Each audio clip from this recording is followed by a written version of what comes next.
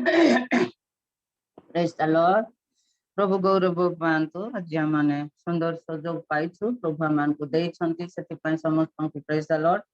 आमाने प्रभु को आराधना करबा प्रभु आमान को अनुग्रह करी दया करी शुभ सकाळ देखा देते आम जीवन से धन्यवाद करवा। यात्रा पुस्तक 15 पर्वर 20 पदर लिखा जाए जिते समुद्र पार हेले मिस्री माने समुद्र रे बुड़ी मले से मरियम दारा धरी प्रशंसा करते माने सृष्टि प्रभु प्रशंसा करने आसंता आम गोटे गीत गाइबा। तुम्हें आराध्य परमेश्वर तुम्हें आराध्य परमेश्वर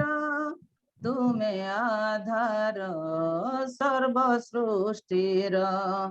तुम्हें आधार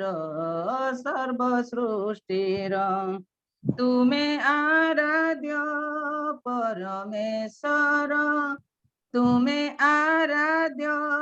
परमेश्वर तुम्हें आधार सर्व सृष्टिर तुम्हें आधार सर्व सृष्टिर मोर सबु गति तुम्हें देखुच मोर मोर मोर परिचय तुम्हें नेइच मोर सबु गति तुम्हें देखुच परिचय मम मनर नेइच हृदयर चिंता सबु जानुच अंतर्यामी प्रभु मो जीवनर हृदयर चिंता सबु जानुच अंतर्यामी प्रभु मो जीवनर तुम्हें आराध्य परमेश्वर तुम्हें आराध्य परमेश्वर तुम्हें आधार सर्व सृष्टिर तुम्हें आधार सर्व सृष्टिर अंग प्रत्यंग प्रेम रे गढ़ीच माता उदरु जतने खंजीच अंग प्रत्यंग प्रेम रे गढ़ीच माता उदरु जतने खंजीच तुम अपूर्व प्रेम प्रकाशित तुम सकल कार्य चमत्कार तुम अपूर्व प्रेम प्रकाशित तुम सकल कार्य चमत्कार तुम्हें आराध्य परमेश्वर तुम्हें आराध्य परमेश्वर तुम्हें आधार सर्व सृष्टिर तुम्हें आधार सर्व सृष्टिर केउठाकू जीवी तुम आत्मा ठारू केउठाकू जीवी तुम साक्षातरु केउठाकू जीवी तुम आत्मा ठारू केउठाकू जीवी तुम साक्षातरु तुम गौरव हुए विराजित पराक्रमी प्रभु ए जगतर तुम गौरव हुए विराजित पराक्रमी प्रभु ए जगतर तुम्हें आराध्य परमेश्वर तुम्हें आराध्य परमेश्वर तुम्हें आधार सर्व सृष्टिर तुम्हें आधार सर्व सृष्टिर तुम्हें आराध्य परमेश्वर। Hallelujah hallelujah. जीवित परमेश्वर में तुम्हारी धन्यवाद करुछु प्रभु तुम्हें गौरव पाइबार योग्यवंत परमेश्वर तुम्हें आमान रूप देखी न था प्रभु तुम्हें आमान हृदय देखी था आमान आराधना तुम्हें ग्रहण करि था आराधना पाइबार योग्यवंत परमेश्वर में तुम्हारी धन्यवाद करुछु दिन प्रतिदिन आम को मंगल दान देच प्रभु समस्त मंगल दान पे आम तुम धन्यवाद करुचु धन्यवाद प्रभु जीवन समस्त मंगल दान देच से धन्यवाद मनुष्य जेपरी बाह्य रूपे देखे से तुम्हें न देखी प्रभु अंतकरण देखा परमेश्वर उपस्थित प्रत्येक को पवित्र आत्मा भरपूर कर प्रत्येक को तुम्हें कथा कह प्रभु आशीर्वाद कर आम जो मीटर प्लाटफर्म तुम्हें गमनागमन कर आम हृदय तुम्हें गमनागमन कर प्रभु hallelujah hallelujah hallelujah praise the lord thank you Jesus ए जीवने जहा सबू तुमरी तो दान प्रभु ए जीवने जहा सबू तुमरी तो दान प्रभु दुख भी देइछ सुख भी देइछ ओ दुख भी देइछ सुख भी देइछ देइछ त बंचिबाकु प्रभु देइछ त बंचिबाकु देइछ त बंचिबाकु प्रभु देइछ त बंचिबाकु ए जीवने जहा सबू तुमरी तो दान प्रभु ए जीवने जहा सबू तुमरी तो दान प्रभु देइनी मुनिरा देइछ रुधिर देइछ अशेष दान देइनी मुनिरा देइछ रुधिर देइछ अशेष दान पाई अपमान देइछ जीवन पाई अपमान देइछ जीवन हृदय पूजिबी तुमको प्रभु हृदय पूजिबी तुमको देइछ त बंचिबाकु प्रभु देइछ त बंचिबाकु ए जीवने जहा सबू तुमरी तो दान प्रभु ए जीवने जहा सबू तुमरी तो दान प्रभु न मापी मो पाप न भूली मो नाम देइछ स्थान चरणे न मापी मो पाप न भूली मो नाम देइछ धन चरणे नरको धारी सियोनर जात्री नरको धारी सियोनर जात्री करिछ एही पापी को प्रभु करिछ एही पापी को देइछ त बंचिबाकु प्रभु देइछ त बंचिबाकु देइछ त बंचिबाकु प्रभु देइछ त बंचिबाकु दुख भी देइछ सुख भी देइछ दुख भी देइछ सुख भी देइछ देइछ त बंचिबाकु प्रभु देइछ त बंचिबाकु देइछ त बंचिबाकु प्रभु देइछ त बंचिबाकु hallelujah thank you Jesus thank you lord hallelujah प्रभु आमान को प्रत्येक वाक्य द्वारा कथा कहउछ शिक्षा द्वारा कथा कहउछ प्रभु गीत द्वारा कथा कहउछ आइब कहले दुख भी मोर सुख भी मोर हे सदा प्रभु ओ लॉर्ड जीसस तुम्हें आमान को पवित्र करो गौरवनीय प्रभु महिमान्य तुम्हें आमान को पाए कालवरी क्रूस रे जीवन देलो अपमान सहिल प्रभु धन्यवाद करछु सेति पाए Oh Lord Jesus, hallelujah, hallelujah. पवित्र पवित्र पवित्र महान परमेश्वर, धन्यवाद प्रभु। पवित्र अति पवित्र स्थान में ले चल प्रभु, मुझको तू अपने लहू से धूले मेरे प्रभु, तेरे सामने झुकते हैं, सजदा हम करते हैं, तेरे सामने झुकते हैं, सजदा हम करते हैं। आत्मा और सच्चाई से आराधना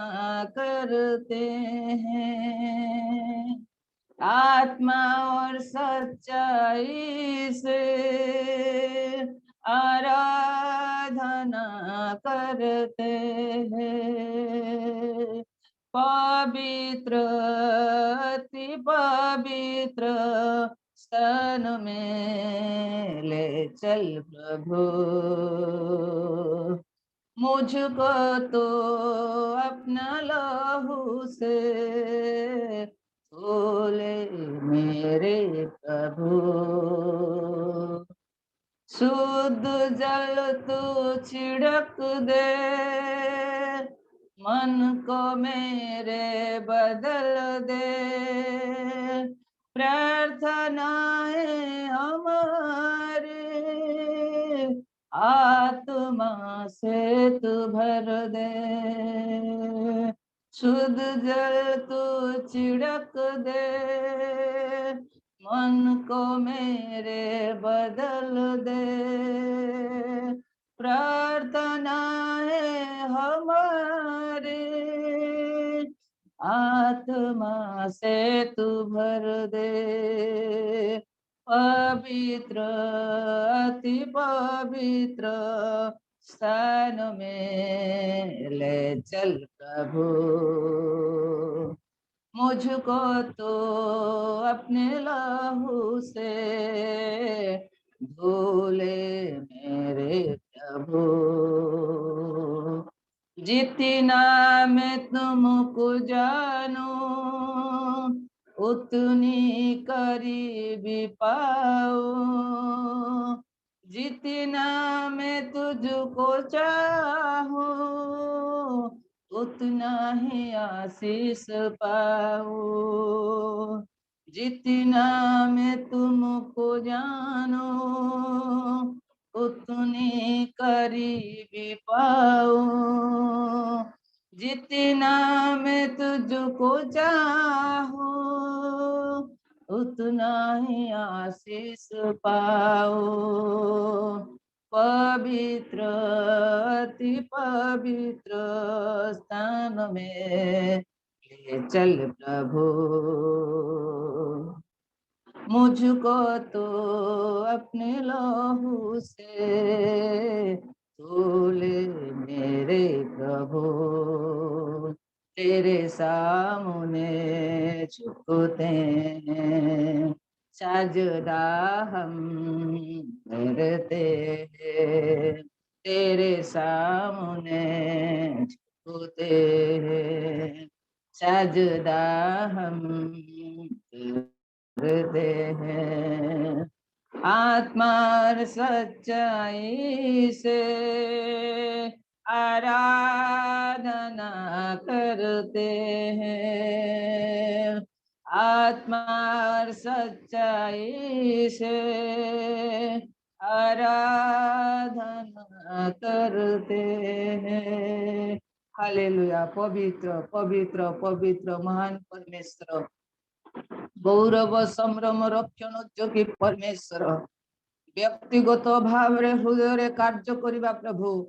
आमाने जेते जन उपस्थित अछि आज वाक्य द्वारा कार्य करो, आमान को दयित कर प्रभु, तुम निकट रे व्यक्तिगत संपर्क दृढ़ भाव रे स्थापन करिबा पाई साहाय्य करो प्रभु। आमे अनेक वर्ष बसिकी शुणुचु,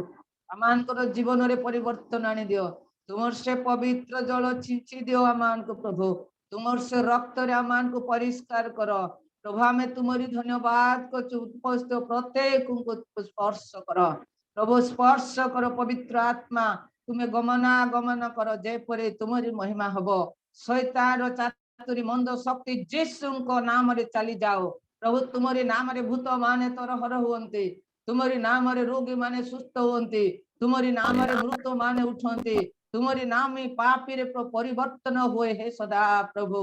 आमान करो प्रार्थना सुनो ए प्रातः काल रे आमे प्रभु जो परिश्रम करी उठी तुम्हारी आराधना करूछु मान को पाए प्रभु व्यर्थ हेबा को दियो नहीं दिनो को दिन तुम राज्य वृद्धि हेबा पाए साहाय्य करो आमान को हृदय मध्य रे तुम्हें वास करो प्रभु दया करो प्रभु आमान को आराधना सुनिचो सेति पाए धन्यवाद करूछु प्रत्येक को तुम हस्तर समर्पित करी आराधना आज सब विषय तुम हस्तर समर्पित करे प्रार्थना श्रवणकारी प्रिय प्रभु यीशु को नाम रे मागुचे आमेन प्रभुंकर महानाम धन्य हो प्रभु आमान को अनुग्रह करी देखा आमानकर प्रभु स्वर शुणती नाही आमानकर गला केते सुंदर ता देखंती नाही आमानकर हृदय को प्रभु देखंती आ प्रभु आमानकर चालना प्रभुंकर चालना अनुसार आमाने जेतेले आराधना करू प्रभु ताहा सुनी तांते आमको लोक कौन कहतु न कहतु आमानकर से विषय चिंता कर आवश्यक नाही प्रभु आमान को जो बंचिबा पाए मंगल दान देइछंती ता सुमरण करबा पाए आमान को सुजोग पर सुजोग देउछंती सेति पाए प्रभुंकर महानाम धन्य हो आमाने अनाउंसमेंट सुनिबा आउ आमानकर आजिर प्रार्थना सभा बा वुमेन फेलोशिप करिबाटा मेन उद्देश्य हैला प्रभुंकर दास रेवरेंट पीटर कर भाई को पाए मु धन्यवाद दिए लोक माने विभिन्न प्रकार समर्थन करंती मु भाई हिसाब रे समर्थन करे प्रभुंकर दास हिसाब रे समर्थन करे प्रभुंकर गौरव ताहाको द्वारा आश्चर्य भाव रे प्रभु जो पेंडाल निर्माण करिसंती एहा द्वारा प्रभुंकर गौरव दिन प्रतिदिन जे प्रकार प्रकाशित होबो केते बेले कहार हो न हो आमाने जेतेले जेतु प्रातः काल रे बसुचु गोटे उद्देश्य नहीं प्रभुंको सहित कथा हेबा पाए प्रभुंको निजर दुखर कथा कहबा पाए सेही सुजोग प्रभुंकर दासଙ୍କ द्वारा पाइथिबारु मु कृतज्ञ समस्त मां माननको पाई मध्य मु धन्यवाद दिए प्रभुंकर दासଙ୍କର चिंताधारा रे प्रभुंकर दासଙ୍କୁ जो दर्शन प्रभु देइछंती से समस्त रे एकमत हेबा पाए सम्मत हेबा पाए मु प्रत्येक को आह्वान करे प्रत्येक मां मानकर जीवन जेपरि बलिष्ठ हबो आत्मिक जीवन प्रभुंको विषय गभीर विषय आमे चिंता करि परिबा सुनी परिबा सेति पई प्रत्येक को अनुरोध करे प्रत्येक मंगलवार एपरि जॉइन करंतु आहुरी सांग साथी अनेक को लाभ करबा पई मध्य चेष्टा करंतु कारण प्रभु जीसु कहले तुमे अनेक निकट रे जाई मो निमंते साक्षी हबो आमे जाई पारुनु प्रभु हमको पाद रे चली की गाड़ी रे बसी चली की जिबा पई सुजोग बंद करी घर भितरे ए प्रकार सुजोग देछंती जहा हमें लिंक द्वारा फोन द्वारा अनेक सहित कांटेक्ट करि परिबा जो माने सुनंती नहीं तार प्रभु विचार करिवे किंतु हमर कर्तव्य आमे कहबा जे कल को प्रभु कहले से माने विद्रोह वंश सेति पई से माने सुनिबे नाही किंतु ए मनुष्य संतान तुमे से मान को कुह प्रभुंकर महानाम धन्य हो सेति पई बारंबार मु आह्वान करे मां मान को प्रत्येक को विशेष करी प्रभुंकर दासंकर सेवा मध्य रे आमे सम्मत हेबा आग्रह सहकारे प्रभुंको दासंको सहयोग करिबा से स्वर्ग राज्य को आह्वान करिबा पाए से आमान को सहयोग देइछंती सेति पई प्रभु धन्यवाद दे जेतेबेला आमे प्रशंसा करू प्रभुंकर सेतेबेले प्रभु उल्लाय आसंती धन्यवाद हो मु एनांसो केतेटा कहबा पाई चाहे प्रत्येक को स्वागत जनाए आमे प्रत्येक अच्छु मु विश्वास करे मां मान को जदिबा गमने आसी नाहंती सेमान को मध्य आमे से अनाउंसमेंट विषय जणाइबा प्रथम विषय हला मानकर मां मानकर जीवन रे आत्मिक जीवन वृद्धि निमंते द्वितीय विषय हला भांगी जाइतिबा परिवार विधवा दुख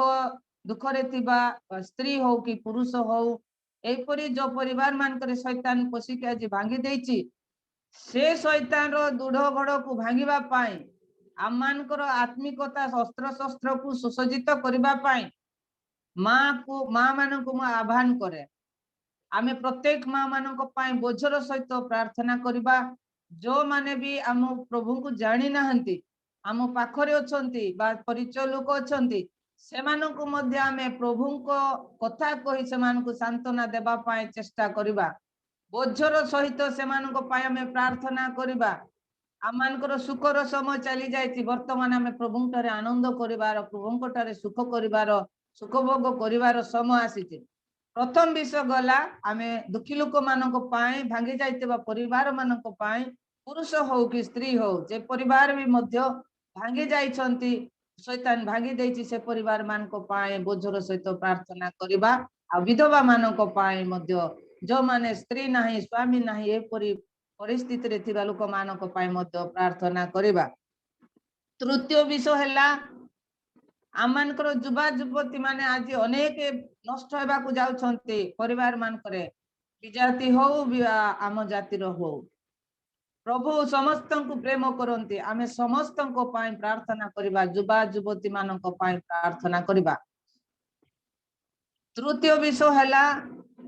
अनेक सेवा कार्य करथिबा दास मानकर अनेक कष्ट अछि अभाव अछि आर्थिक संकट अछि अनेक त्याग करी सेवा करती बोझर सहित सेवा करती मु सेवा से प्रकार करी आसीछि प्रिय माने सेति पाए मु कहबा पाई चाहे सेमानक पाए मध्य आमे प्रार्थना करबा आमनकर जीवन रे जेतिकी सक्षम जेतिकी आमनकर समर्थ 100 टंका हो 10 टंका हो 20 टंका मध्य हो प्रभुंकर लोक मानक पाए हस्त बढ़ाइले प्रभु आमनक आशीर्वाद करिवो ताहा मध्य करिबा कारण वाक्य लेखा जाए तुम्हें पठाओ नले तुम्हें जाओ पठेबार अर्थ आमे घरे बसी जदि सेमानक पाए प्रार्थना करबा आमे प्रेरित पुस्तक रे जदि देखु मु से समस्त विषय कहबा पाई चाहे ना विश्वासी मानकर जीवन साधारण थिला परस्पर से माने दान करूथिले परस्पर लोभ करू नथिले निजर संपत्ति रु आपनार बोली मने करू नथिले आ प्रेरित मानक पाद थळे तोथिले आ सेते बेले पवित्र आत्मा कार्य करूथिला आ प्रेरित माने शक्तिर सहित सेवा करूथिले आमेन प्रेज द लॉर्ड प्रेरित मानकर जीवन रे पवित्र आत्मा आविष्ट होतिला सेति पाई से प्रेम देखिकी जो माने आमनकर सेवा करंती आमनको पाई प्रार्थना करती प्रभुंकर सेवा करंती से मानको आमे जदि उत्साहित न करबा ताहाले प्रभु मध्ये सेते खुशी हेबे नाही चतुर्थ विषय हैला आमनकर ओडिसा रे जेपरी अनेक माँ माने अनेक परिवार माने अनेक लोक माने प्रभु को जानिबे सेति पाई मध्ये आमे प्रार्थना करबा पंचम विषय हैला रोगी मानक पाई प्रार्थना करबा बहुत लोक माने आज किडनी पेशेंट टीबी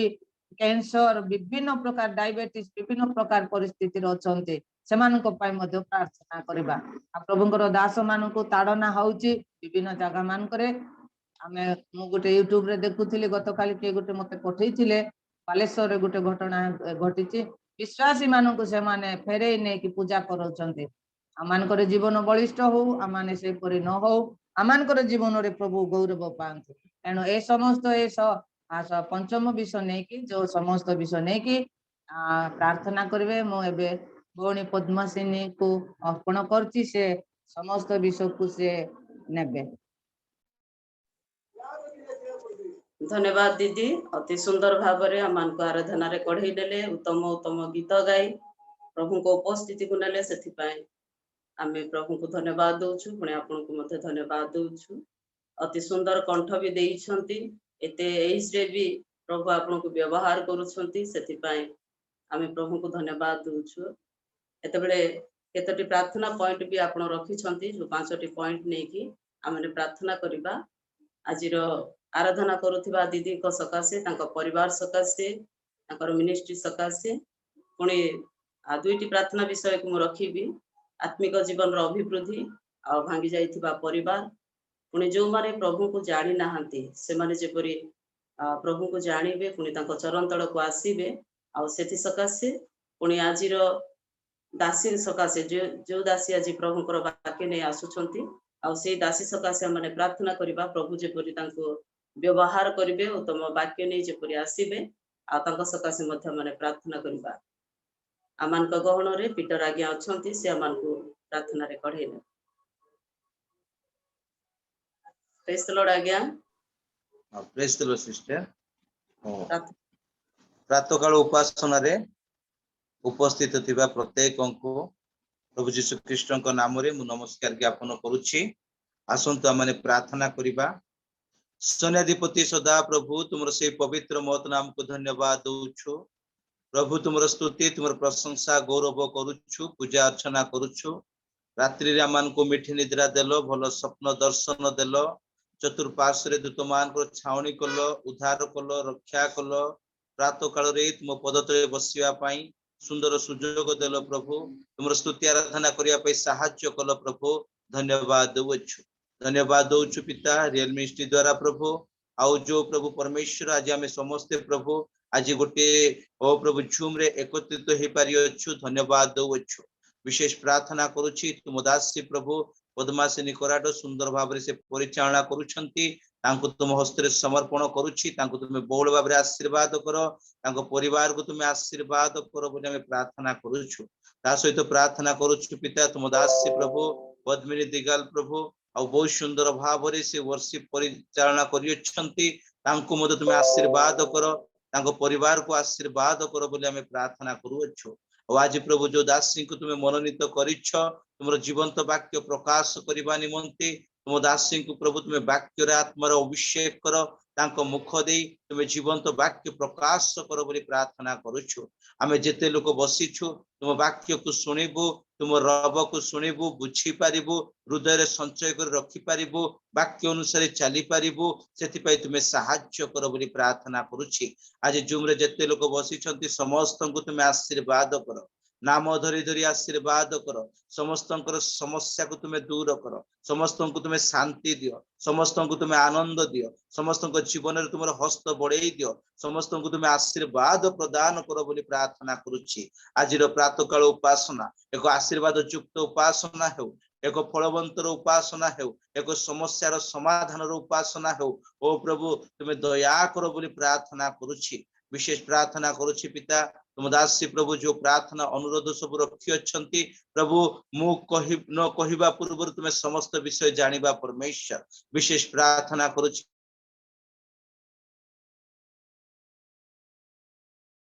पिता प्रभु परमेश्वर ओडिशा रे स्थापन करूछि। समस्त जे प्रभु आत्मिक रे बढ़िबे सेति पई तुमे सहाय्य कर, जगत रु सेमान को पृथककरण कर पिता। जेपरि समस्त तुम सहित लिप्त जीवन यापन काटिबे सेति पई तुमे सहाय्य कर बोली प्रार्थना करूछि। प्रार्थना करूछि प्रिय यीशु बापा हे प्रभु परमेश्वर। अनेक प्रभु परमेश्वर अनाथ विधवा लोक माने अछंती, अनेक ताड़ित कष्ट प्राप्त मां भौणी माने अछंती, सेमान को तुमे सुरक्षा दियो बोली हमें प्रार्थना करूछु। सेमान को प्रत्येक विषय रे तुमे सहाय्य करो बोली प्रार्थना करूछु। सेमान को प्रत्येक आवश्यकता तुमे जोगाओ बोली हमें प्रार्थना करूछु। सेमान को सहित तुमे इमानुएल परमेश्वर हो बोली हमें प्रार्थना करूछु। कारण विधवा एवं प्रभु अनाथ रो तुमे ओ प्रभु रक्षा करता अट पिता। ओ प्रभु तुम्हें डायरेक्ट सेमान को सपोर्ट करिबा परमेश्वर अट पिता। प्रभु तुम्हें दया करो बोली हमें प्रार्थना करूछु राजा। और विशेष प्रार्थना करूछु जेते प्रभु तुमर दास दासी माने अछंती, बालक प्रचारक माने अछंती, मिशनरी माने अछंती, प्रत्येक को प्रभु तुम्हें आशीर्वाद करो पिता। तुम दास दासी माने सेवा कार्य रे बाहरिबा समय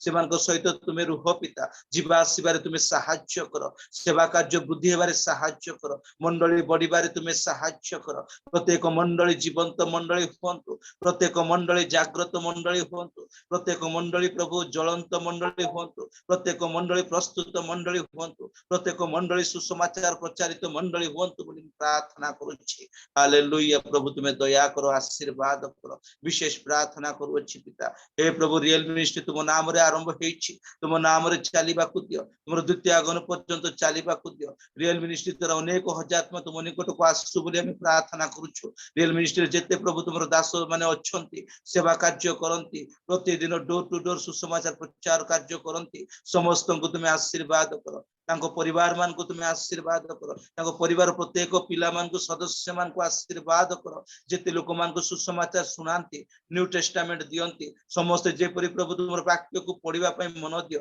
जेते पढ़िबे बुझी पारिबे सेति पे ऊर्ध्वर ज्ञान बुद्धि दियो। प्रत्येक जेपरि प्रभु ओ प्रभु मुख स्वीकार करिवो यीशु हे प्रभु बोली, आंठु नत हेबो यीशु हे प्रभु बोली, सेति पे तुमे सहाय्य करो बोली प्रार्थना करूछि। आ जो लोक माने प्रभु पर्यंत जॉइन हे नाहंती, जेपरि जॉइन जॉइन ही पारिबे सेति पई तुमे सहाय्य करो बोली हमें प्रार्थना करूछु विशेष करी प्रार्थना करूछु जो माने प्रभु जानत अजानत असुस्थ अछंती प्रभु तुमे सेमान को तुमे छुई दियो प्रभु सेमान को तुमे सुस्थ करो आरोग्य करो बोली प्रार्थना करूछु यीशु को नाम रे सुस्थता प्राप्त होंतु बोली प्रार्थना करूछु विशेष प्रार्थना करूछु पिता फिरोजा भौणी को पुओ को तुम हस्त रे समर्पण करूछु प्रभु से बाबू को समस्त प्रभु प्रॉब्लम दूर हो समस्त प्रॉब्लम दूर हो प्रभु तांको तुमे छुई दियो राजा तांको तुमे संपूर्ण सुस्थ करो पिता संपूर्ण आरोग्य करो पिता तांको शिरा प्रशिरा को प्रभु तुमे बल दियो प्रभु से बाबू को तुमे संपूर्ण छिड़ा करो पिता संपूर्ण सुस्थता प्रदान करो संपूर्ण आरोग्य प्रदान करो तांको सुस्थता तांको परिवार विश्वास मजबूत कारण हेबो पिता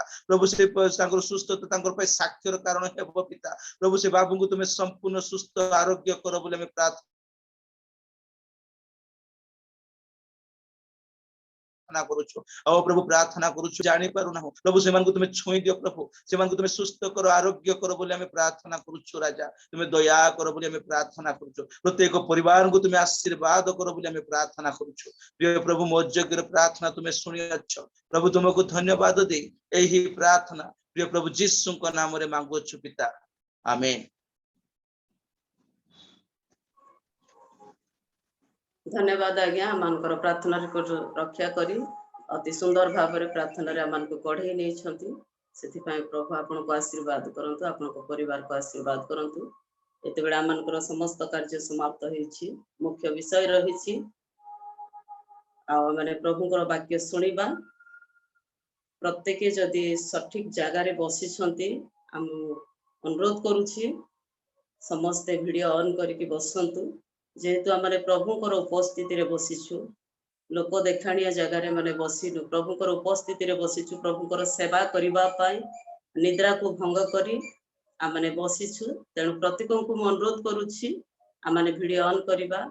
आ जो माने प्रचार करंती वाक्य कहंती सेमान को मध्य भलो लागिबो पुनी प्रभुଙ୍କର गौरव सकाशे मध्य माने बसी पारिबा विशेष करी अनुरोध करुछि आमने प्रत्येक वीडियो ऑन करके बसीबा आसंतु आमने बाकी सुनिबा आमान को गहन रे हेमलता सुना बलांगीर अछंती से दीदी मो तांको प्रभु श्री कृष्ण को नाम रे अनुरोध करुछि से आमान को बाकी रे कढी देबे ता पूर्वरु आमने 5 मिनिट माउथ को ऑन रखिबा पुनी करताळ देई तांको स्वागत करिबा। प्रेज द लॉर्ड दीदी।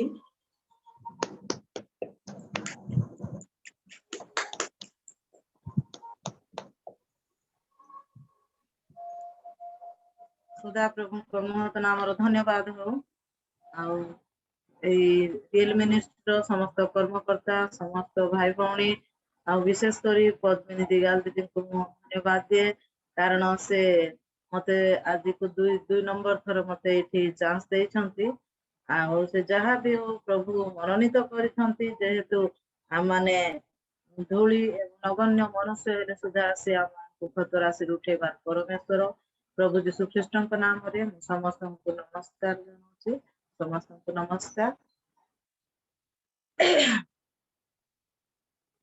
मोर कौन सी योग्यता नहीं कि ज्ञान नहीं तथापि प्रभु मते मनोनीत करछंती व्यवहार करछंती जेते प्रभु को महानाम धन्यवाद दिए आज हम माने प्रभु को वाक्य निकट को जिबा आज हम माने अध्ययन करिबा यिर्मयाह पुस्तक तार 29 पर्व 13 पद को माने अध्ययन करिबा।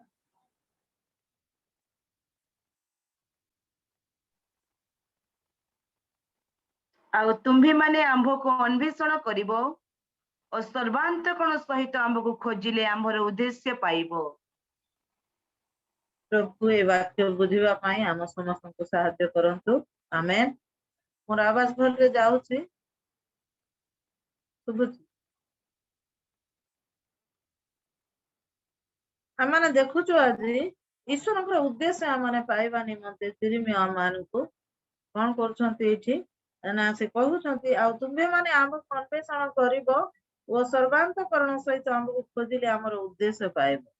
सदा प्रभु यिर्मयाह को माध्यम रे ए वाक्य मान को कहउछंती से दिन से तांकर मनोनीत संतान मान को निकट रे ए वाक्य प्रचार करथिले जो माने कि से दिन कोन हेतिले ना 70 वर्ष काल से माने सदा प्रभु को निकट रु से माने अंतर हेई कि से माने बाबिल रे निर्वासन दंड भोग करुथिले से लोक मान प्रति ଆଉ ପ୍ରଭୁଙ୍କର ବାକ୍ୟ ଆଜି ଯେ ମାନେ ତୁମ୍ଭେ ମାନେ ଆମକୁ ଅନ୍ୱେଷଣ କରିବ ଓ ସର୍ବାନ୍ତକରଣ ସହିତ ଆମକୁ ଖୋଜିଲେ ଆମର ଉଦ୍ଦେଶ୍ୟ ପାଇବ। ସର୍ବାନ୍ତକରଣ ସହିତ ସେମାନେ ସେଦିନ କଣ କରିଥିଲେ? ସମ୍ପୂର୍ଣ୍ଣ 70 ବର୍ଷ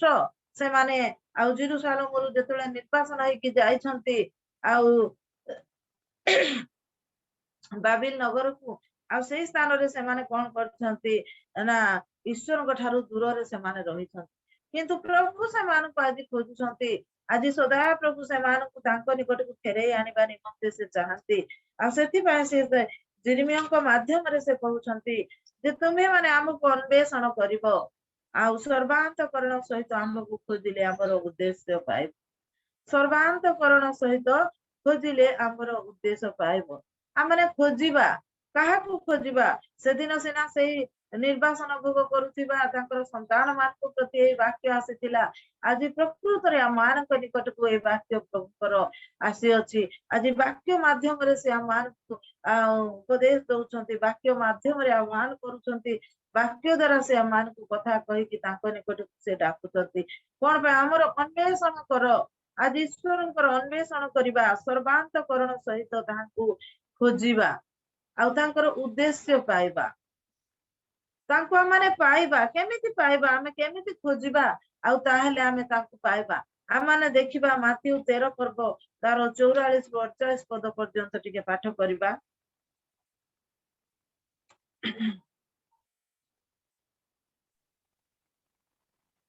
ସ୍ୱର୍ଗ ରାଜ୍ୟ କ୍ଷେତ୍ରରେ ଗୁପ୍ତ ହୋଇଥିବା ଧନ ସଦୃଶ୍ୟ ଜଣେ ଲୋକ ତାହା ଦେଖି ଗୋପନ କରି ରଖିଲା ଓ ଆନନ୍ଦରେ ଯାଇ ଆପଣ ସର୍ବସ୍ୱ ବିକ୍ରୟ କରି ସେଇ କ୍ଷେତ୍ରକୁ କ୍ରୟ କଲା।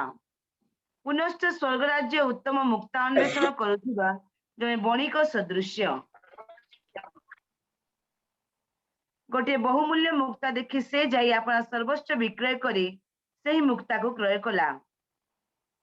ପୁନଶ୍ଚ ସ୍ୱର୍ଗ ରାଜ୍ୟ ସମୁଦ୍ରରେ ନିକ୍ଷିପ୍ତ ସର୍ବପ୍ରକାର ମତ୍ସ୍ୟ ସଂଗ୍ରହକାରୀ ଗୋଟିଏ ଟଣା ଜାଲ ସଦୃଶ୍ୟ। ତାହା ପୂର୍ଣ୍ଣ ହୁଅନ୍ତେ ଲୋକେ କୂଳକୁ ଟାଣି ଆଣିଲେ, ପୁଣି ବସି ଭଲ ଯାକ ଖଳେଇରେ ଏକାଠି କରି ରଖିଲେ, କିନ୍ତୁ ମନ୍ଦ ଗୁଡାକ ଫୋପାଡ଼ି ଦେଲେ। ଯୁଗାନ୍ତ ସମୟରେ ସେପରି ଘଟିବ। ତୁମ୍ଭେମାନେ ବାହାରି ଆସି ଧାର୍ମିକ ମାନଙ୍କ ମଧ୍ୟରୁ ଦୁଷ୍ଟ ମାନଙ୍କୁ ବିଭିନ୍ନ କରିବେ। ପୁଣି ପ୍ରଭୁ ଆମକୁ ଆଶୀର୍ବାଦ କରନ୍ତୁ ବାକ୍ୟ ବୁଝିବା ନିମନ୍ତେ। ପ୍ରଭୁଙ୍କ ମହାନାମର ଗୌରବ ହଉ। ଆଉ ଦେଖନ୍ତୁ ଏଠି ଲେଖା ଯାଇଛି ସ୍ୱର୍ଗ ରାଜ୍ୟ କ୍ଷେତ୍ରରେ ଗୁପ୍ତ ହୋଇଥିବା ଧନ ସଦୃଶ। ଆମେ ଚତୁର୍ଥ କ୍ଲାସ ପାଠ ପଢିଲା ବେଳକୁ ଗୋଟେ ସାହିତ୍ୟ ବହିରେ ଗୋଟେ ଇଏ ଥିଲା, ଟପିକ ଥିଲା ଯେ ଗୁପ୍ତ ଧନ। ଆଉ ସେଥିରେ କଣ ଥିଲା, ଗୋଟେ ସାଧବ ବୁଢାର 4ଟା ପୁଅ ଥିଲେ ଆଉ ସେମାନେ ପରସ୍ପର ସହିତ ମିଶୁ ନଥିଲେ। ଦିନକରେ ସେ ବୁଢା ଦେଖିଲା ଯେ ପୁଅ ମାନେ ତ ମିଶୁନାହାନ୍ତି, କେମିତି କଲେ ଏମାନେ ମିଶିବେ? ଆଉ ସେ କଣ କରିଥିଲା ନା ସେଇ ପୁଅ ମାନଙ୍କୁ ସେ କହିଥିଲା ଯେ ମୋର ବାରିପଟେ ଗୁପ୍ତ ଧନ ଅଛି, ଆଉ ଯାଅ ତାକୁ ତୁମେ ଖୋଳିବ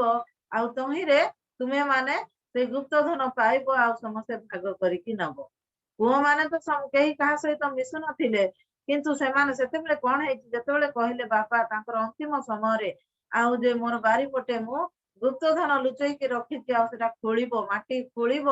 ଆଉ ତାପରେ ପାଇବ। ବହୁତ ବଡ ପଡିଆ ଥିଲା, ଆଉ ସେଇ ସ୍ଥାନରେ ସେମାନେ ଖୋଳୁଛନ୍ତି ଗୁପ୍ତ ଧନ ପାଇବୁ। ଆଉ ସେଇଟା ବୋଲିକି ସେମାନେ ଖୋଳି ଚାଲିଲେ। ଆଉ ଖୋଳି ଚାଲିଲେ ମଧ୍ୟ କଣ ହେଇଛି, ସେଥିରେ କୌଣସି ଧନ ଗୁପ୍ତ କରାଯାଇ ନଥିଲା କିମ୍ବା ଲୁଚା ଯାଇ ନଥିଲା। ଆଉ ସେ ସେମାନେ ଯେତେବେଳେ ଖୋଳି ଚାଲିଛନ୍ତି, ଆଉ ସେମାନେ ସମ୍ପୂର୍ଣ୍ଣ ପଡିଆକୁ ଖୋଳିଦେଲେ, କିନ୍ତୁ ସେମାନେ ତାହା ପାଇଲେ ନାହିଁ। ସେ ବାପାଙ୍କ ନିକଟକୁ ଆସି ସେମାନେ କହିଲେ, ବାପା ଆଉ ସମ୍ପୂର୍ଣ୍ଣ ପଡିଆ ତ ଖୋଳିଦେଲୁ, କିନ୍ତୁ ଆମମାନେ ଗୁପ୍ତ ଧନର ସନ୍ଧାନ ପାଇଲୁ ନାହିଁ। ଆଉ ସେତେବେଳେ ବାପା ସେମାନଙ୍କୁ କହୁଛନ୍ତି, ବାପାରେ ତମ ମାନଙ୍କୁ ଯେମିତି ଏକାଠି କରିବା ନିମନ୍ତେ ମୁଁ ଏସବୁ କହିଲି, ଆଉ ଗୁପ୍ତ ଧନ ସେଇ ଭିତରେ ନାହିଁ। ତମେ ତାକୁ ଠିକ ଭାବରେ ୟୁଟିଲାଇଜ କଲେ ଆଉ ସେଇଟା ଗୁପ୍ତ ଧନ ହବ ତମ ପାଇଁ। ଆଉ ତମେ ସେଇ ପଡିଆ ଭୂମିକୁ ଆଜି ଭାଙ୍ଗିଛ, ସେ ପଡିଆ ଭୂମିକୁ ଆଜି ତୁମେ ଖୋଳିଛ, ଆଉ ସେଥିରେ ଚାଷ କର। ଆଉ ସେ କଣ ପାଇବ ନା ସେଇ ଗୁପ୍ତ ଧନ ତମେ ପାଇବ। ଚାଷ କରିକି ଯୋଉ ଫଳ ପାଇବ ଆଉ ସେଇଟା ତମ ପାଇଁ ଗୁପ୍ତ ଧନ ହବ। ପ୍ରଭୁଙ୍କ ମହାନାମର ଧନ୍ୟବାଦ ହଉ। तहिरे से पुआ माने बुझी गले समस्त विषय आउ से माने सही दिन ठारू से स्थान रे से माने आउ चाष करिबा आरंभ कले आउ परस्पर प्रति से माने उत्तम मनोभाव रखिकी से माने चाष कले बापांकर संपत्ति को से माने उत्तम व्यवहार कले तो आमाने देखुछु गुप्त धन आज से माने सेटा को खोलिले से पड़िया को खोलिले बोली कि से मानकर मन रे गुटे चेतना आसिला आउ ता से माने कोन कले ना परस्पर मिलित हेले आउ बापांकर से निगूढ़ रहस्य को से माने बुझिबा को पारिले प्रभु आमान के स्थान रे कहउचंती स्वर्ग राज्य क्षेत्र रे गुप्त होइतिबा धन सदृश माने क्षेत्र रे गुप्त होइतिबा धन सदृश क्षेत्र रे केमिति गुप्त होइकि रहउची आमे कोन खेत को खोलिले बाहर करूछु कि से धन को नाही खेत को चाष करिबा द्वारा सेतिरु जो परिश्रम जो फल उत्पन्न हुए आ से फल को हम माने पाई थाउ सेटा होची गुप्त धन बा क्षेत्र रे पड़ी न थाए किंबा क्षेत्र रे मन को मन से धन आपणा छाए हेई न थाए ताकू परिश्रम करी काढिबा को पड़ी थाए बा परिश्रम करी ताकू चाष करी फळेबा को पड़ी थाए आ ठीक तद्रूप स्वर्ग राज्य क्षेत्र रे गुप्त होइतिबा धन सदृश बोली स्थान लिखा जायछि गोटे धन केमिति आमे ताकू पाइबा जणे लोक ताहा देखि गोपन करी रखिला ओ आनंद रे जाई आपणार सर्वस्व विक्रय करी सही क्षेत्र को प्रयोग कला एठी देखुछु आमे जे से ताहा देखि कि गोपन रखिला केमिति गोपन रखिला गोटे क्षेत्र को केमिति जणे गोपन रखिबा आ सेठी गुप्त धन अछि बोली कि केमिति जानिबो आमारे जानिछु जे चाष कले गोटे खाल जमी आ ढिप जमी दुई प्रकार जमी थाए खाल जमी रे पानी रहे आ उत्तम फसल होई थाए आ ढिप जमीटा केवल वर्षा दिने ही ता पाखरे फसल हम माने पाई थाउ आ सेते बेले खाल जमी रे कोन हुए वर्ष सारा आ दुई थर चाष कले मध्य सेठी हम माने उत्तम भागरे आ फल उत्पन्न करि थाउ तो सेही प्रकार जणे लोक ताहा देखि गोपन करी रखिला काहे कि उत्तम भूमि रे फल उत्पन्न हेबा निमंते आउ सेटा भल रे फल उत्पन्न हो आ मते परिश्रम कले मध्य परिश्रम रे उत्तम फल पाएबी आ सेही आशा करी कि से जानिला से लोक आ से कोन कला से तार सर्वस्व विक्रय करी कि सेही खेत को प्रयोग कला आज आमान को देखिबा को हबो जे आज जदि जागतिक जीवन रे बाई जगत रे हम माने खेत क्रय करूछु हम मानकर धन संपत्ति बढ़ेबा पाई हम मानकर फसल उत्पन्न करिबा पाई खेत किणुछु घर बनेबा पाई जागा किणुछु ताहले आज हम मानक पाई की प्रकार जगार आवश्यकता रहिछि की प्रकार गुप्त धन र आवश्यकता रहिछि एठी स्वर्ग राज्य को आज हम मान को आनंद रे आ ग्रहण करिबा पड़िबो सेही गुप्त धन स्वर्ग राज्य रूपी गुप्त धन जोटा कि प्रभु आमान निमंते रखिछंती से कहिले जे मु जाउछि तुम मान निमंते स्थान प्रस्तुत करिबी आ स्थान प्रस्तुत हैला परे आसु तुम मान को नेई जिबी मो पाखरे तुमे रहिबो तो एठी आमाने देखुछु सेही स्वर्ग राज्य निकट को आमे दिबा निमंते प्रभु जो गुप्त धन देइछंती कोन से गुप्त धन एई वाक्य रूपी गुप्त धन एई वाक्यर निगूढ़ अर्थ को आमाने बुझिबा एई वाक्यर भीतर को आमाने प्रवेश करिबा जदि आमाने प्रवेश करिबा नाही ताहले आमाने जानि परिबा नाही ए गुप्त धन कोन आ ईश्वरकर उद्देश्य कोन आमे अनुसंधान करिबा ताहले जाई आमाने उद्देश्य पाइबा सुंदर विषय प्रभु आमार को जणाती प्रातः काल रे आ से कहउचंती स्वर्ग राज्य आ किपरि आमाने स्वर्ग राज्य प्रवेश करिबा स्वर्ग राज्य किपरि प्रभु को निकट रे आमाने जाई कि प्रभु आमाने रही परिबा आ सेति पाए आज आमान को कोन करिबा को हबो सर्वस्व विक्रय करिबा को हबो से दिन से धनी जुगा जते बेले प्रभु को निकट को आसीतिला कहला हे सद्गुरु अनंत जीवन पाइबा कोन करबी आ प्रभु कहले जा चोरी करो नाही नरहत्या करो नाही व्यभिचार करो नाही विभिन्न तांको जो आज्ञा देले आ समस्त आज्ञा आ पिलाळ ठारू को कोन करछि ना प्रतिपालन करी आसीछि ताहेले प्रभु तांको कहले जाओ ताहेले तुमरो सर्वस्व विक्रय करो दरिद्र मान को दान करो आ मोर अनुगमन करो आ सेथिरे से कोन कला ना से मन दुख रे से चली जाइथिला काहे कि ता पाखरे अनेक विषय थिला आ से गुडी को से छाड़ीबा को कुंठा बोध करूथिला से छाड़ी पारो नथिला से धन प्रति आसक्त थिला आज प्रभु आमान कहउछंती आपनार सर्वस्व विक्रय करी सही क्षेत्र को प्रयोग कला कोन आपनार कोन से सर्वस्व विक्रय कला आमाने गीत रे सुनिछु जे सबु नै मते जिसु धन दियो सबु नै मते जिसु धन दियो आज आमान जीवन समस्त विषय समस्त धन समस्त प्राचुर्यता समस्त प्रकार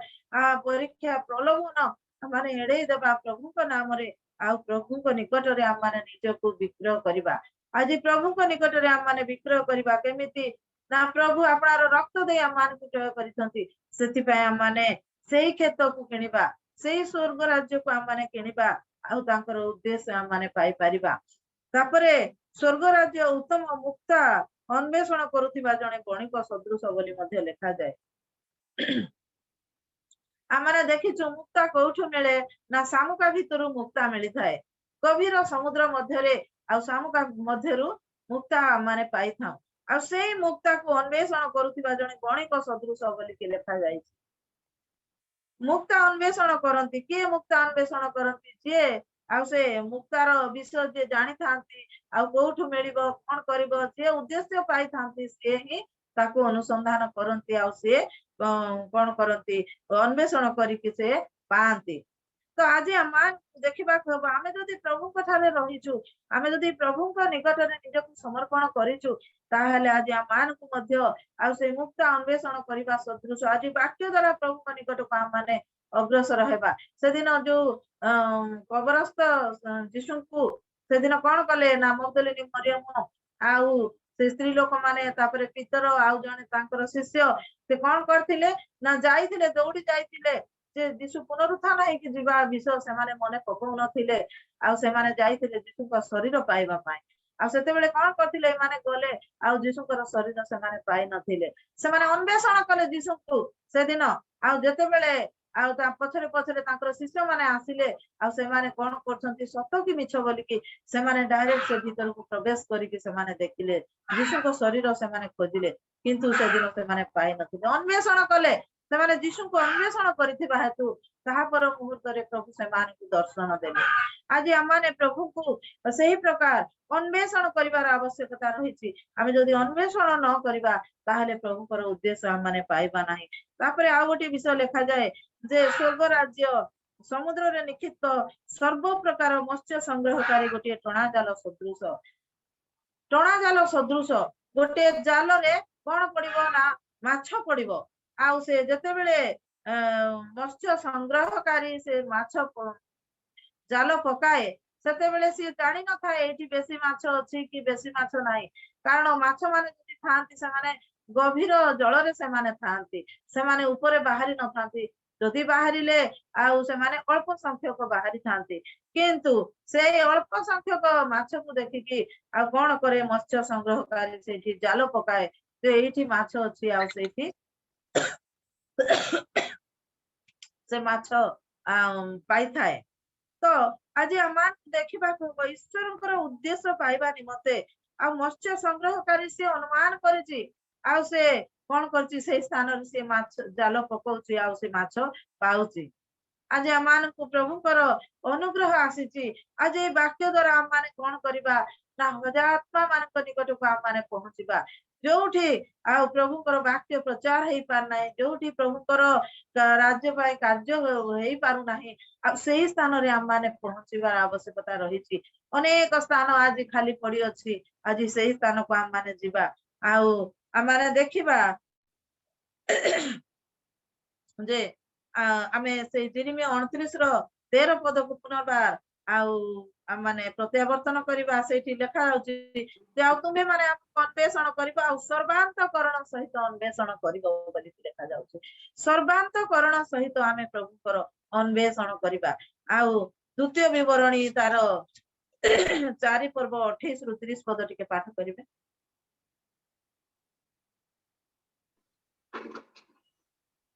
आउ सही स्थान रे तुम्ही माने मनुष्य हस्तकृत काष्ठमय प्रस्तरमय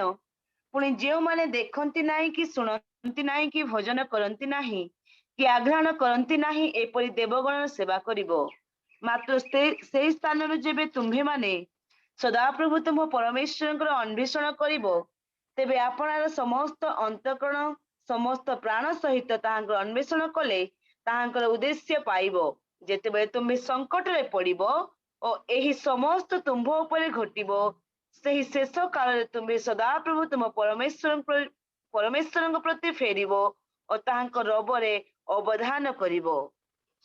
प्रभु अनुग्रह करंतु प्रभु को नाम धन्य हो। एठी हमने देखुचु जे मोसा जते बेले तांकर सेई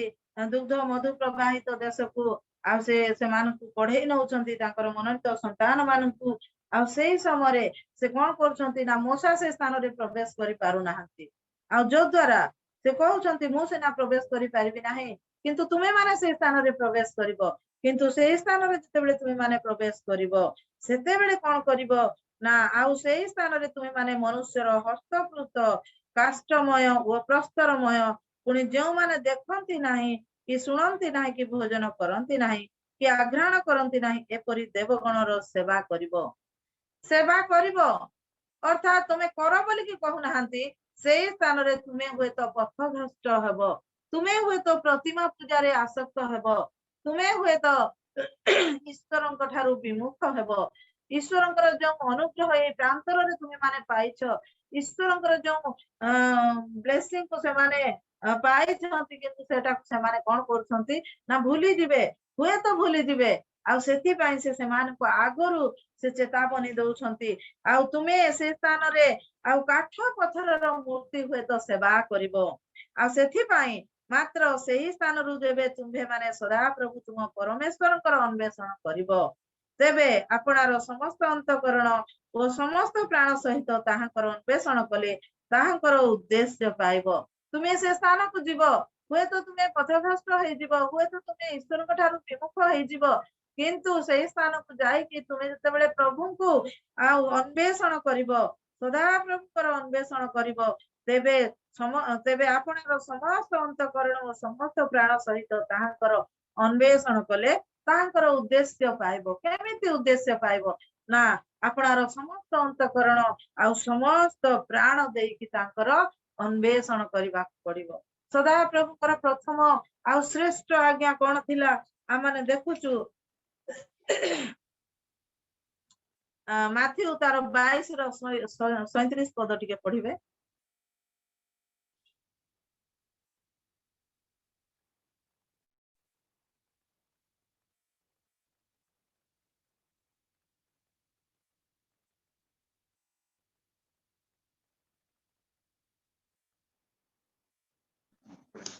से ताहांकु कहिले तुम्बे आपना समस्त अंतकरण समस्त प्राण और समस्त मन दे प्रभु आपना ईश्वर को प्रेम करो प्रभु हम समस्त को आशीर्वाद करंतु देखो तो एठी लिखा होचे जे प्रभु कर श्रेष्ठ आ प्रथम आज्ञा आ सेटा थिला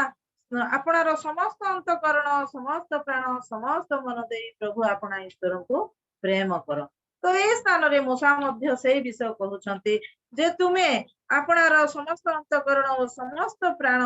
सहित ताहाकर अन्वेषण कले ताहाकर उद्देश्य पाइबो आज सदा प्रभु निकट को आमाने जीवा आमानकर समस्त अंतकरण समस्त प्राण सहित ताहाकर अन्वेषण करिबा समस्त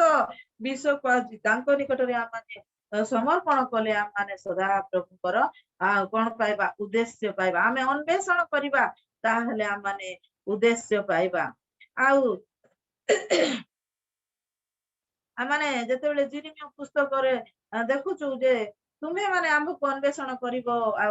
सर्वांतकरण सहित हमको खोजिले हमर उद्देश्य पाइबो ए विषय को जे आमाने जते बेले देखुचु सर्वांतकरण सहित आउ से खोजिबा निमंते अन्वेषण करिबा निमंते से आज आमान को निर्देश दउछंती से आज आमान को एठी आज्ञा दउछंती आदेश दउछंती आज जते बेले कि से लोक माने गले निर्वासन दंड भोग करुथिले आ बाबिल राज्य रे से माने कोन करथिले ना 70 वर्ष काल से माने बाबिल राज्य अधीन रे थिले आ ता परे प्रभु से मान को कोन करथंती पुनर्बार फेरे आनिबा पई चाहथंती पुनर्बार जते बेले से मान को फेरे आनिबा पई चाहथंती आ सेते बेले से माने कोन करथिले ईश्वरंकर आज्ञा उल्लंघन करिथिबा हेतु से दिन से मान को 70 वर्ष निर्वासन दंड प्रभु देइथिले प्रभु जानि कि से मान को 70 वर्ष पई से निर्वासन दंड देइथिले आ 70 वर्ष परे से मान को आपणार संतान मान को पुनर्बार से संग्रह करिबा निमंते चाहछंती आ सेथि पई एई जिरिमिया पुस्तक रो भागवाणी आ माने देखुछु जे दानिएल पुस्तक 9 पर्व तार 2 आ 3 पद रे आ सेटा सफल हेइची आ माने देखिबा आ दानिएल 9 पर्व 2 एवं 3 पद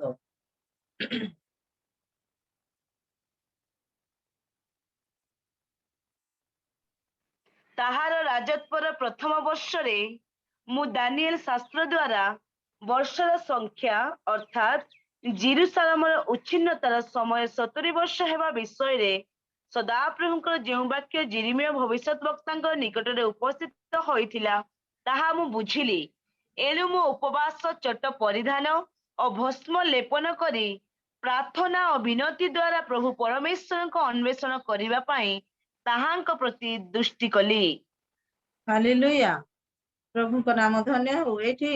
ଆମେ ଦେଖୁଛୁ ଯେ ଦାନିଏଲ ପୁସ୍ତକରେ ଆମେ ଯେତେବେଳେ ଅଧ୍ୟୟନ କରୁଛୁ ସେଇଠି ସେ ବାବିଲ ରାଜ୍ୟ ବିଷୟ ଆମେ ଦେଖିବାକୁ ପାଉଛୁ। ଆଉ ସେଇ ସ୍ଥାନରେ ଆଉ ଦାନିଏଲ ଭବିଷ୍ୟତ ବକ୍ତାଙ୍କ ନିକଟକୁ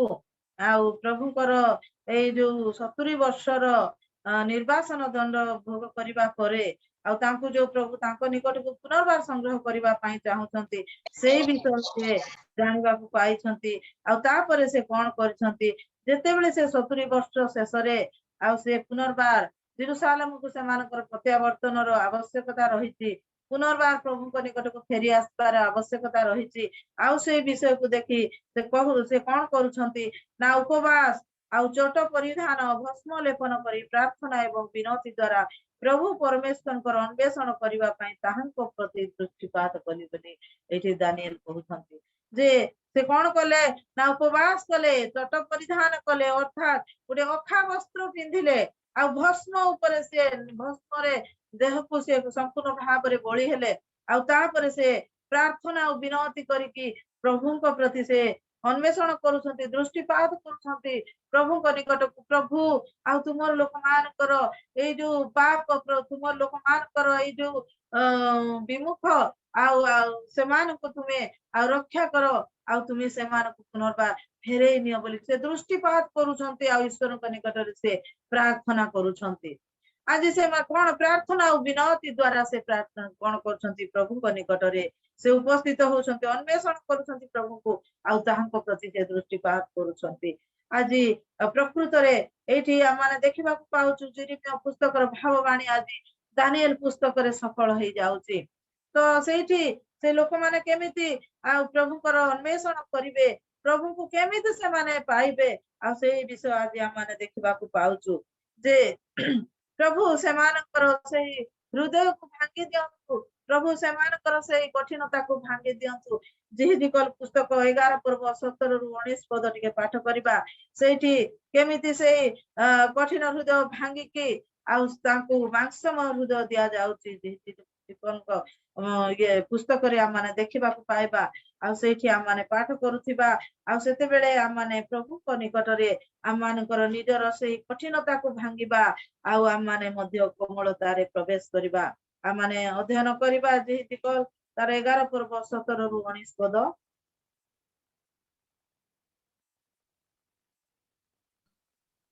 ଏଥିପାଇଁ ତୁମ୍ଭେ କୁହ, ସଦାପ୍ରଭୁ ଏହି କଥା କହନ୍ତି, ଆମ୍ଭେ ଗୋଷ୍ଠୀଗଣ ମଧ୍ୟରୁ ତୁମମାନଙ୍କୁ ସଂଗ୍ରହ କରିବା ଓ ତୁମ୍ଭେମାନେ ଯେଉଁ ଯେଉଁ ସ୍ଥାନରେ ଛିନ୍ନ ଭିନ୍ନ ହୋଇଅଛ ସେଇ ସବୁ ଦେଶର ତୁମମାନଙ୍କୁ ଏକତ୍ର କରିବା ଓ ଇସ୍ରାଏଲ ଦେଶ ତୁମମାନଙ୍କୁ ଦେବା। ପୁଣି ସେମାନେ ସେ ଦେଶକୁ ଯିବେ ଓ ତହିଁର ଯାବତୀୟ ଅଶୁଚି ବସ୍ତୁ ଓ ଘୃଣାଯୋଗ୍ୟ ବିଷୟ ସବୁ ସେ ସ୍ଥାନରୁ ଦୂର କରିବେ ଓ ଆମ୍ଭେ ସେମାନଙ୍କୁ ଏକ ଚିତ୍ତ ଦେବା ଓ ଆମ୍ଭେ ତୁମମାନଙ୍କ ଅନ୍ତରରେ ଏକ ନୂତନ ଆତ୍ମା ସ୍ଥାପନ କରିବା ଓ ଆମ୍ଭେ ସେମାନଙ୍କ ମାଂସରୁ ପ୍ରସ୍ତରମୟ ହୃଦୟ ଦୂର କରିବା ଓ ସେମାନଙ୍କୁ ମାଂସମୟ ହୃଦୟ ଦେବା। ତହିଁରେ ସେମାନେ ଆମ୍ଭର ବିଧି ମତେ ଆଚରଣ କରିବେ ଓ ଆମ୍ଭର ନିୟମ ସବୁ ମାନ୍ୟ କରି ପାଳନ କରିବେ। ପୁଣି ସେମାନେ ଆମ୍ଭର ଲୋକ ହେବେ ଓ ଆମ୍ଭେ ସେମାନଙ୍କର ପରମେଶ୍ୱର ହେବା। ହାଲେଲୁୟା। ପ୍ରଭୁ ଏ ସ୍ଥାନରେ କହୁଛନ୍ତି ଯେ ତୁମେ ସେମାନଙ୍କୁ କୁହ, ପ୍ରଭୁ ସଦାପ୍ରଭୁ ଏଇ କଥା କହନ୍ତି, ଗୋଷ୍ଠୀଗଣ ମଧ୍ୟରୁ ତୁମମାନଙ୍କୁ ସଂଗ୍ରହ କରିବା, ତୁମ୍ଭେ ମାନେ ଯେଉଁ ଯେଉଁ ସ୍ଥାନରେ ଛିନ୍ନ ଭିନ୍ନ ହୋଇଅଛ ସେଇ ସବୁ ଦେଶରୁ ତୁମମାନଙ୍କୁ ଏକତ୍ର କରିବା। ତାପରେ ସେ କହୁଛନ୍ତି ସେମାନେ ସେ ଦେଶକୁ ଯିବେ ଓ ତହିଁର ଯାବତୀୟ ଅଶୁଚି ବସ୍ତୁ ଓ ଘୃଣ୍ୟଯୋଗ୍ୟ ବିଷୟ ସବୁ ସେ ସ୍ଥାନରୁ ଦୂର କରିବେ। ଆଉ ସେମାନଙ୍କୁ ଏକ ଚିତ୍ତ ଦେବା ଓ ଆମ୍ଭେ ତୁମମାନଙ୍କ ଅନ୍ତରରେ ଏକ ନୂତନ ଆତ୍ମା ସ୍ଥାପନ କରିବା ଓ ସେମାନଙ୍କ ମାଂସର ପ୍ରସ୍ତରମୟ ହୃଦୟ ଦୂର କରିବା ଓ ସେମାନଙ୍କୁ ମାଂସମୟ ହୃଦୟ ଦେବା। ଦେଖନ୍ତୁ ଏଇଠି ଲେଖା ଯାଉଛି ପ୍ରସ୍ତରମୟ ହୃଦୟ ଦୂର କରିବା ଓ ସେମାନଙ୍କୁ ମାଂସମୟ ହୃଦୟ ଦେବା। ସେମାନଙ୍କୁ ଆମମାନେ ସଂଗ୍ରହ କରିବା, ସେମାନେ ଛିନ୍ନ ଭିନ୍ନ ହେଇଛନ୍ତି, ସେମାନଙ୍କୁ ସଂଗ୍ରହ କରିବା ଆଉ ସେମାନେ ଯେପରି ଅଶୁଚି ବସ୍ତୁ ଘୃଣ୍ୟ ଯୋଗ୍ୟ ବିଷୟ ସବୁ ସେ ସ୍ଥାନରୁ ଦୂର କରିବେ ସେଥିପାଇଁ ସେମାନଙ୍କୁ ଆମେ ଏକ ଚିତ୍ତ ଦେବା ଏକ ମନ ଦେବା ଆଉ ସେଇ ଏକ ନୂତନ ଆତ୍ମା ଦେବା ଆଉ ସେଇ ଆତ୍ମାରେ ସେମାନେ କଣ ହବ ନା ସେମାନଙ୍କର କଠିନତା ଭାଙ୍ଗିଯିବ ପ୍ରସ୍ତରମୟ ହୃଦୟ ବା କଠିନ ହୃଦୟ ଭାଙ୍ଗିଯିବ ଆଉ ସେମାନଙ୍କୁ ମାଂସମୟ କୋମଳ ହୃଦୟ ଆମମାନେ ଦେବା ଆଉ ତହିଁରେ ସେମାନେ ଆମ ପ୍ରତି ଫେରିବେ ବୋଲିକି ଆମର ବିଧି ମତେ ଆଚରଣ କରିବେ ବୋଲି ଏ ସ୍ଥାନରେ ଲେଖାଯାଉଛି। କେତେ ସୁନ୍ଦର ବିଷୟ ପ୍ରଭୁ ଆମମାନଙ୍କ ନିମନ୍ତେ ଯୋଗେଇଛନ୍ତି। ଆଜି ଆମେ ଦେଖୁଛୁ ଯେ ଆମମାନଙ୍କର ସର୍ବାନ୍ତକରଣ ସହିତ ଯେତେବେଳେ ଆମେ ପ୍ରଭୁଙ୍କ ନିକଟକୁ ଫେରୁଛୁ ତାହେଲେ ଆମମାନେ ସମସ୍ତ ବିଷୟ ଆମମାନେ ପାଇପାରୁଛୁ ତାଙ୍କର ଉଦ୍ଦେଶ୍ୟ ଆମମାନେ ପାଉଛୁ ଆମେ ମାଗୁଛୁ କଣ ବୋଲି ମାଗୁଛୁ ଆମେ କେମିତି ଖୋଜିବା ଆଉ କେମିତି ପ୍ରଭୁଙ୍କ ନିକଟରେ ଆମମାନେ ଉପସ୍ଥିତ ହେବା ପ୍ରଭୁଙ୍କ ନିକଟରେ ଆମମାନେ ନିଜକୁ ସମର୍ପଣ କରିବା ସେଇ ବିଷୟକୁ ଆଜି ଆମମାନେ ଦେଖିବା ଆମେ ଦେଖିବା ଯେ ମାଥ୍ୟୁ ତାର 7 ଆଉ 8 ପଦ ଆମମାନେ ଟିକେ ପାଠ କରିବା। ପୁଣି ପ୍ରାର୍ଥନା କରିବା ସମୟ ମାଗ ସେଥିରେ ତୁମମାନଙ୍କୁ ଦିଆଯିବ ଖୋଜ ସେଥିରେ ତୁମେମାନେ ସନ୍ଧାନ ପାଇବ ଦ୍ୱାରରେ ମାର ସେଥିରେ ତୁମମାନଙ୍କ ନିମନ୍ତେ ଫୁଟାଇ ଦିଆଯିବ କାରଣ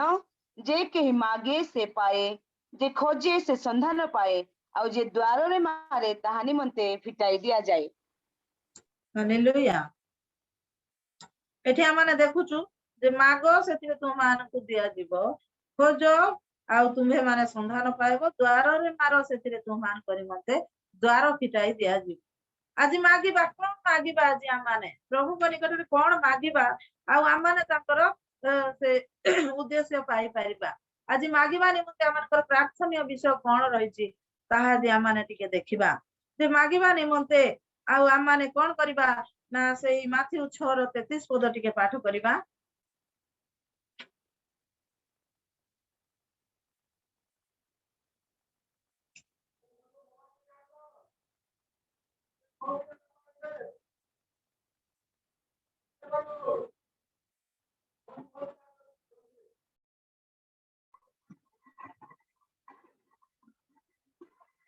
କିନ୍ତୁ ତୁମ୍ଭେ ମାନେ ପ୍ରଥମେ ତାହାଙ୍କ ରାଜ୍ୟ ଓ ଧାର୍ମିକତା ଅନ୍ୱେଷଣ କର ଆଉ ଏଇ ସମସ୍ତ ବିଷୟ ମଧ୍ୟ ତୁମ୍ଭମାନଙ୍କୁ ଦିଆଯିବ। ହାଲେଲୁୟା। ଏଠି ଆମେ ଦେଖୁଛୁ ଯେ ତାହାଙ୍କ ରାଜ୍ୟ ଏବଂ ଧାର୍ମିକତା ଅନ୍ୱେଷଣ କରିବା ଆଉ ସେଥିରେ କଣ ହବ ନା ପ୍ରଭୁ ଆମମାନଙ୍କୁ ସମସ୍ତ ବିଷୟ ଦେବେ ମାଗିବା ଆମେ କଣ ମାଗିବା ନା ଆମମାନେ ମାଗିବା ଈଶ୍ୱରଙ୍କର ରାଜ୍ୟ ଆଉ ଧାର୍ମିକତା ମାଗିବା ତହିଁରେ ଆମମାନେ କଣ ପ୍ରାପ୍ତ ହେବା ତାହା ଆମମାନେ ଟିକେ ଦେଖିବା। ପ୍ରଥମ କରନ୍ଥୀୟ 2:9 ପଦ ଟିକେ ଦେଖିବା।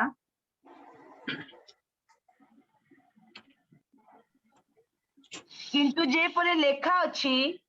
ଚକ୍ଷୁ ଯାହା ଦେଖି ନାହିଁ କର୍ଣ୍ଣ ଯାହା ଶୁଣି ନାହିଁ ଆଉ ମନୁଷ୍ୟର ହୃଦୟରେ ଯାହା ଜାତ ହୋଇନାହିଁ ଯେ ସମସ୍ତ ବିଷୟ ଈଶ୍ୱର ଆପଣା ପ୍ରେମକାରୀ ଲୋକମାନଙ୍କ ନିମନ୍ତେ ପ୍ରସ୍ତୁତ କରିଅଛନ୍ତି। ହାଲେଲୁୟା। ଏଠି ଆମେ ଦେଖୁଛୁ ଯେ ଚକ୍ଷୁ ଯାହା ଦେଖି ନାହିଁ କର୍ଣ୍ଣ ଯାହା ଶୁଣି ନାହିଁ ଆଉ ମନୁଷ୍ୟର ହୃଦୟରେ ଯାହା ଜାତ ହୁଏ ନାହିଁ ସେ ସମସ୍ତ ବିଷୟ ଈଶ୍ୱର ଆପଣା ପ୍ରେମକାରୀ ଲୋକମାନଙ୍କ ନିମନ୍ତେ ପ୍ରସ୍ତୁତ କରି କଣ ସେଇଟା କଣ ସେଇ ଚକ୍ଷୁ ଦେଖିବା ବିଷୟ କଣ ସେଇଟା ଆଉ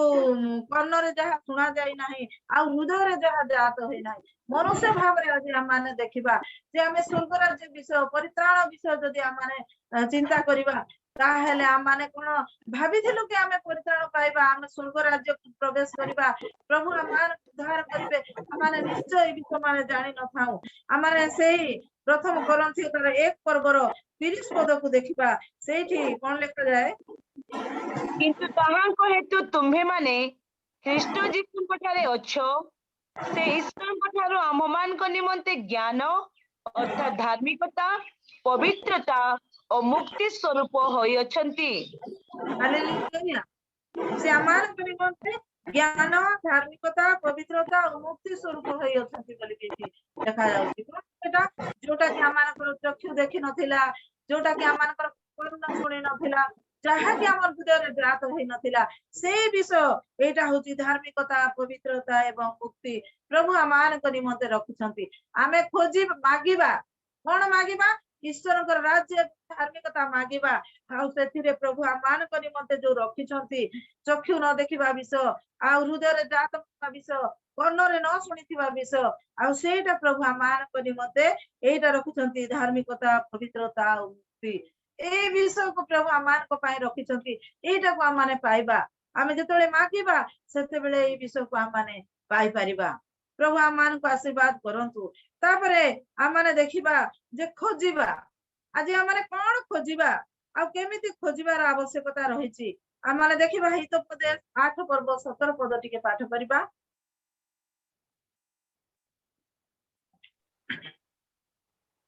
जो माने मते प्रेम करंती मु सेमानको प्रेम करे पुणी जो माने जत्न रे मोहर अन्वेषण करंती से माने मते पाइबे हालेलुया जत्न रे मोहर मते प्रेम करंती से माने मोर उद्देश्य पाइबे बोली किछि लिखा जायछि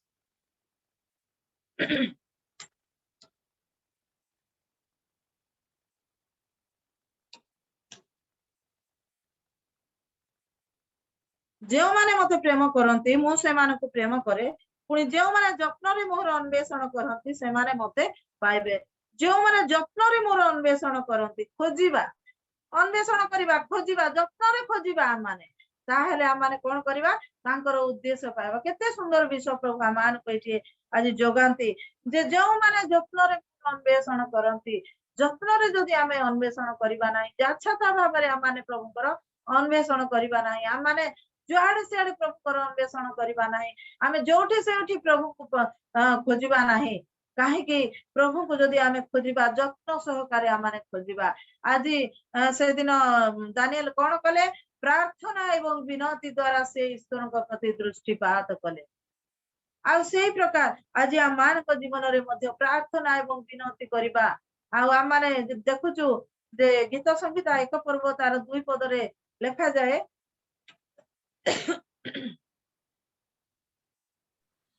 मात्र सदाप्रभुଙ୍କ ବ୍ୟବସ୍ଥାରେ ଯାହାର ଆମୋଦ ଥାଏ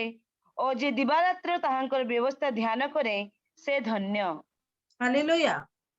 जे दिवारात्र ताहांकर व्यवस्था ध्यान करे से धन्य बोली के एठी आमाने देखिबा को पाउछु तो आमाने केमिति देखिबा आज आमाने प्रभु को खोजिबा आमाने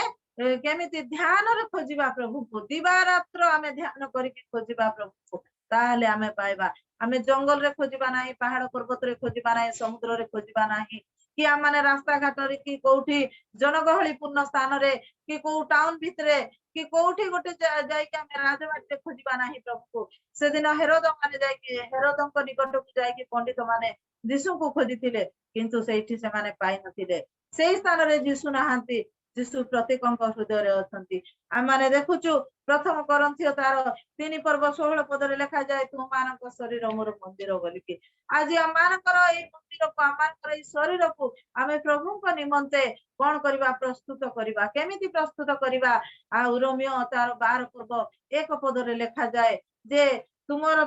शरीर को कोन करबा सजीव पवित्र एवं सुग्राह्य बलि स्वरूपे तुमाने प्रस्तुत करो बोली के लिखा जाय तो आज आमाने शरीर को आमानकर अंतर को आमाने प्रभु को निकट रे समर्पण करबा सर्वांतकरण सहित सजीव पवित्र और सुग्राह्य करके आमाने प्रभु को निकट को जिबा ताहले आमाने पाइबा आमाने अति जत्न सहकारे आमाने देखुचु जो सजीव पवित्र एवं सुग्राह्य हेबा निमंते हेले आमानकु अपवित्रता सेठी स्पर्श करिवो नाही सेठी कोन स्पर्श कर सेठी केवल पवित्रता थाए आमाने देखुचु साधारणतः विजातीय भाई भौणी माने जेतेबेले से माने कोन करंती ना से माने देवता पूजा करिबा निमंते जेतेबेले सकाळ से माने फूल तोळंती सेतेबेले से माने मौली पडिथिबा फूल तोळंती नाही कि झड़ी जाइथिबा फूल तोळंती नाही मात्र सद्य प्रस्फुटित फूल को से माने गछरु तोळी आनती आ तापरे से माने कोन करंती तांको देवतांको मस्तक रे नै कि चढ़ांती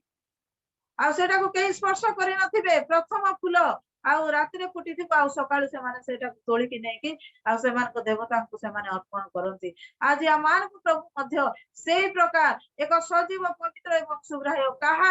आमे अन्य कोन କୌଣସି ଦେବତା ନିକଟରେ ନିଜକୁ ବିଗ୍ରହ କରିବା ନାହିଁ, ଅନ୍ୟ କୌଣସି ବିଷୟରେ ଆମେ ଆସକ୍ତ ହେବା ନାହିଁ, ମାତ୍ର ଆମେ ପ୍ରଭୁଙ୍କ ନିକଟରେ ନିଜକୁ ସମର୍ପଣ କରିବା, ସର୍ବାନ୍ତକରଣ ସହିତ ଆମମାନଙ୍କର ମନ ଆତ୍ମା ପ୍ରାଣ ଦେଇକି ଆମେ ପ୍ରଭୁଙ୍କ ନିକଟରେ ନିଜକୁ ସମର୍ପଣ କରିବା, ତାହେଲେ ଆମେ ତାଙ୍କର ଉଦ୍ଦେଶ୍ୟ ପାଇବା, ଆମେ ତାଙ୍କୁ ସନ୍ଧାନ ପାଇବା, ଆମେ ଅନ୍ୱେଷଣ କରିବା, ଆଉ ସେଥିରେ ଆମେ ପାଇପାରିବା। ତାପରେ ଏଇଟା ମାଗିବା ଏବଂ ଖୋଜିବା ବିଷୟ ଗଲା। ତାପରେ ଆମେ ଦୁଆରରେ ଆଘାତ କରିବା। ଦ୍ୱାର କଣ ନା, ଦ୍ୱାରରେ ଆମେ ଆଘାତ କରୁଛୁ, ଆଉ ଦ୍ୱାର ହେଉଛନ୍ତି ପ୍ରଭୁ ଯୀଶୁ ଖ୍ରୀଷ୍ଟ। ଯୋହନ 10:9 ପଦ ଟିକେ ପଢିଦେବେ। ମୁଁ ଦ୍ୱାର, ଯଦି କେହି ମୋ ଦେଇ ପ୍ରବେଶ କରେ ତାହା ହେଲେ ସେ ରକ୍ଷା ପାଇବ ଓ ଭିତରକୁ ଆସି ବାହାରକୁ ଯାଇ ଚରା ପାଇବ। ହାଲେଲୁୟା। ମୁଁ ଦ୍ୱାର ବୋଲିକି ଏଠି ପ୍ରଭୁ ଯୀଶୁ କହୁଛନ୍ତି, ଆଉ ସେଇ ଦ୍ୱାର ପ୍ରଭୁ ଯୀଶୁ ହଉଛନ୍ତି ସେଇ ଦ୍ୱାର। ଆଉ ସେଇ ଦ୍ୱାର ନିକଟକୁ ଯାଇକି ଆମେ କଣ କରିବା ନା ଆଘାତ କରିବା, ବା ସେଇ ଦ୍ୱାର ନିକଟରେ ଆମେ ନିଜକୁ ସମ୍ପୂର୍ଣ୍ଣ ସମର୍ପଣ କରିଦେବା, ସେଇ ଦ୍ୱାରକୁ ଆମେ ପହଞ୍ଚିବା। ଆଉ ସେଇ ଦ୍ୱାର ନିକଟରେ ଯେତେବେଳେ ଆମେ ଆଘାତ କରିବା, ଡାକିବା, ଆଘାତ କଲେ କଣ ହୁଏ? ଦ୍ୱାର ନିକଟରେ ଯିଏ ଆଘାତ କରନ୍ତି ବା ଡାକନ୍ତି, ଆଉ ତାପରେ ସେଇ ଦ୍ୱାର ଖୋଲି ଦିଆଯାଏ। ଆଜି ପ୍ରଭୁଙ୍କ ନିକଟକୁ ଆଜି ଆମେ ଆସିବା, ଆଉ ତାପରେ ଆମେ କଣ କରିବା? ପ୍ରଭୁଙ୍କ ନିକଟକୁ ଯୀଶୁଙ୍କ ନିକଟକୁ ଆସିକି ଆମେ ଯେତେବେଳେ ଡାକିବା, ସେତେବେଳେ ପ୍ରଭୁ ଆମମାନଙ୍କ ନିମନ୍ତେ ଦ୍ୱାର ଫିଟେଇ ଦେବେ। ତାଙ୍କ ସେଇ ପ୍ରବେଶ କରିବା ପାଇଁ, ତାଙ୍କ ଗୃହକୁ ପ୍ରବେଶ କରିବା ନିମନ୍ତେ ଆମମାନଙ୍କୁ ସେ କଣ କରିବେ ନା ଆହ୍ୱାନ କରିବେ, ଆମମାନଙ୍କୁ ସେ ସୁଯୋଗ ଦେବେ। ଆଜି ଦ୍ୱାର ନିକଟକୁ ଆମେ ପ୍ରବେଶ କରିବାର ଆବଶ୍ୟକତା ରହିଛି, ଆଉ ସେ ହଉଛନ୍ତି ସେହି ଦ୍ୱାର। ଆମେ ହୋସେୟ ପୁସ୍ତକ 14 ପର୍ବ ଆଉ ତାର 2 ପଦ ଟିକେ ପାଠ କରିବା।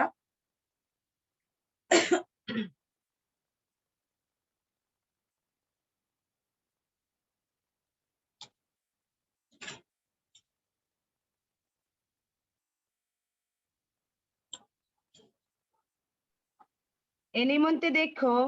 ଆମ୍ଭେ ତାହାର ମନକୁ ଆକର୍ଷଣ କରି ତାହାକୁ ପ୍ରାନ୍ତରକୁ ଆଣିବା।